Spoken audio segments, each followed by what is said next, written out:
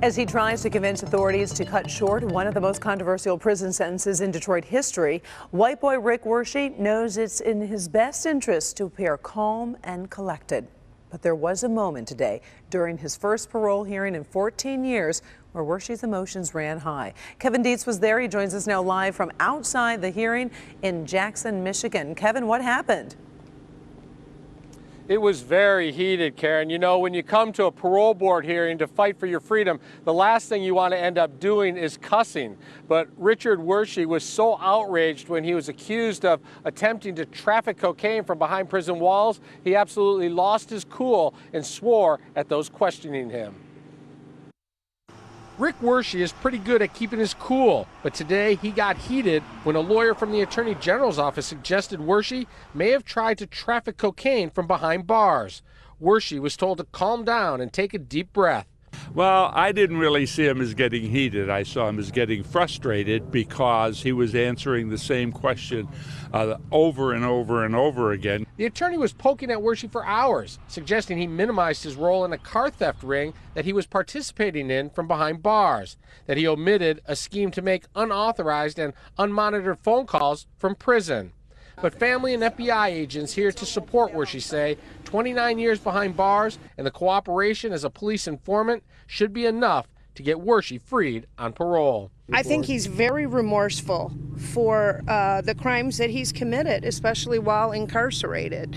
And I can tell you, he won't be back. He wants a new start. He wants his family. He wants his kids. I'm going to pray for him that he deserves to get out. And he told all the truth that he could today. And Wershey closed out the hearing by saying he was sorry, apologizing, saying as a nearly 50-year-old man, he promises to never get in trouble ever again if he's released. The board is expected to vote in early July. Kevin Dietz, Defenders. He could be just days away from becoming a free man. White boy Rick Wershey speaks exclusively to the Defenders as he waits on pins and needles for the parole board's decision. One thing we do know for sure, Rick Wershey is not getting much sleep these days ahead of the big decision set for the end of this week. Defender Kevin Dietz talked with him exclusively. Kevin joins us live now. Kevin, how's he doing? He's doing all right. He's pretty nervous. It's been a long, long wait, but by noon Friday, Rick Wershey will know his fate. The 10-member board meets in private in the morning for a vote to release Wershey or to continue keeping him locked up, a decision the whole country is keeping an eye on. For over 29 years, Rick Wershey has been locked up, almost every day exactly like the one before it. My cell with the door, about 22 hours a day. We get an hour and 15 minutes of yard per day, and that's about it. But on Friday morning, the Michigan Parole Board will vote yes or no on release for the state's longest-serving nonviolent juvenile offender. It's caused sleepless nights for Wershey, who was arrested at age 17 on drug charges, and now at age 47 needs 6 of the 10 board members to support his plea for freedom. I would say I'm cautiously optimistic. I want to be overjoyed and overly optimistic about it, but at the same time, I want to be a little reserved and, not get too excited about something that hasn't come to fruition yet. Richard Wershey Jr. was never a major drug dealer. His attorney, Ralph Masilli, says it's time for Wershey to be let go. Enough is enough. He spent enough time for what he did. The proportionality is starting to overwhelm. A waiting game almost 30 years in the making. Wershey says he survives the time now just like he has from the beginning, with the encouragement of friends and family. Without the family and the outside support that I have, I don't know that I would be the person I am today. I mean, they keep me up, they keep me going, they keep hope alive. They give me faith that, that things are going to turn out all right, and I just have to take it day by day. And support from thousands of strangers who believe his ongoing incarceration is cruel and unjust. I mean, the people, I can't even thank everyone enough for all the letters of support I've received. I try and answer them all back, but I can't, to be honest with you, and I appreciate every one of them.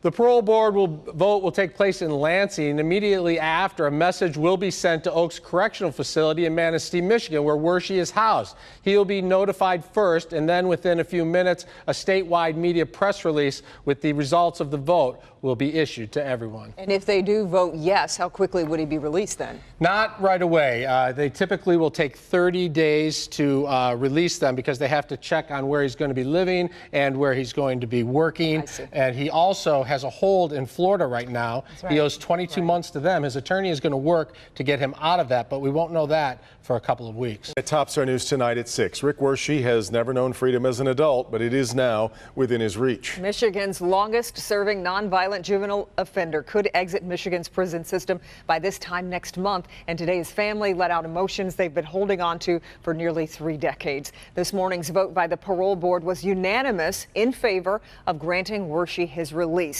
That could happen as soon as mid-August, but that doesn't mean he's going to be going home, as there's still the matter of a 5-year sentence in Florida. We're joined again by Local 4 Defender Kevin Dietz, who spoke with Wershey by phone today, a conversation that was years really in the making, Kevin.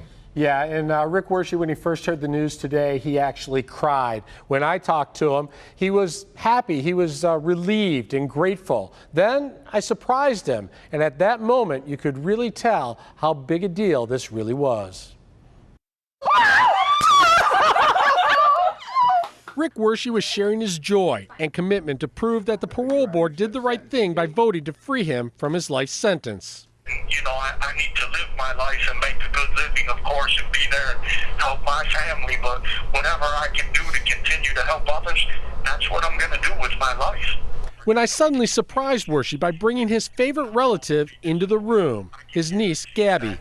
Rick, I have a surprise for you. Hi. It's Gabby. Hey, Gab. Hi. What's up, hon? I'm so happy.